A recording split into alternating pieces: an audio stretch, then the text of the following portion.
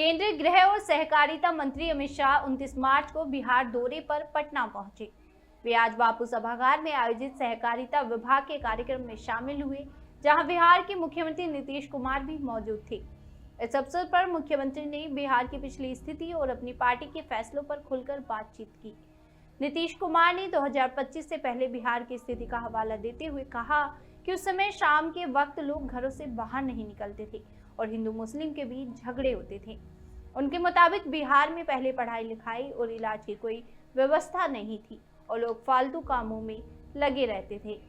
मुख्यमंत्री ने अपनी सरकार के पिछले निर्णयों पर भी बात की और कहा, हमसे गलती हुई। 2 बार हम उन लोगों को ले आए थे जिनके साथ हमें नहीं जाना चाहिए था, लेकिन अब हम तय कर चुके हैं कि ऐसी गलती दोबारा नहीं होगी।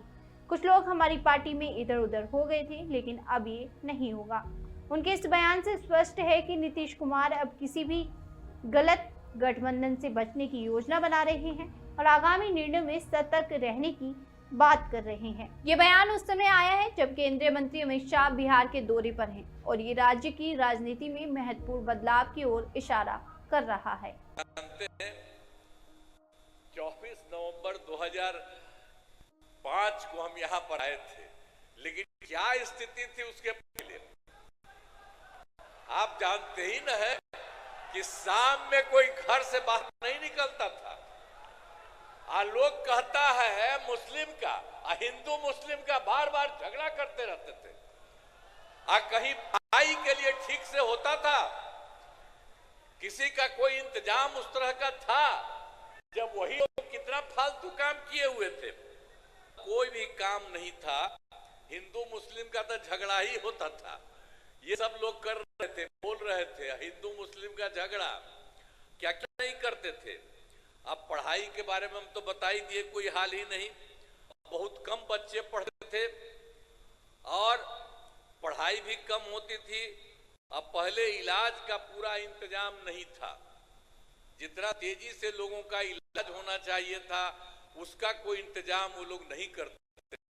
तो हम लोग आए और हम ही लोग तो एक ही साथ थे। तो उसी समय अब हमसे गलती हुआ पटिया में कि 2 बार उन्हीं लोगों को ली 1.5 महीना। तो हम लोगों ने तय कर लिया है कि ये गलत है, ये कभी नहीं होगा।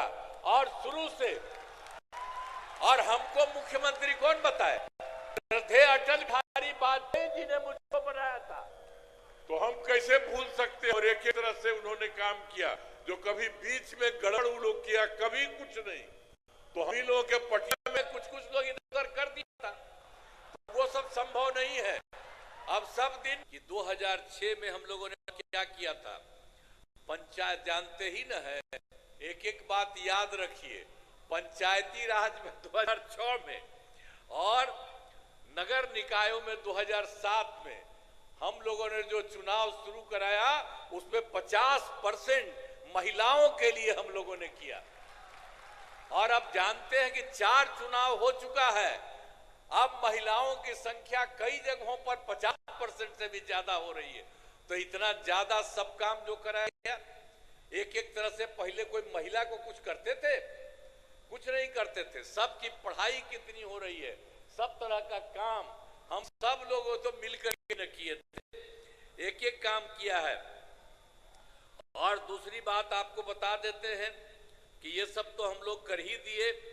और उसके बाद सब तरह से हम लोगों ने जो कुछ भी काम किया, स्वयं सहायता समूह, वो तो देश भर का न रहा है। अब हम थे केंद्र में तक घूमते थे, बाहर सब जगह था। अब यहाँ पर आए, देखे यहाँ पर बहुत नाम मात्र का, बहुत कम था। तो हम लोगों ने विश्व बैंक से कर्ज लेकर के स्वयं सहायता समूह का विस्तार कराया। और जब स्वयं सहायता समूह बनाया और सभी महिलाएं उसमें थी, और उसका नाम हमने जीविका दिया। और उसके बाद हम ही ने उनको उसी का नाम दिया जीविका, और हमने उन्हीं को जीविका दीदी भी कह दिया।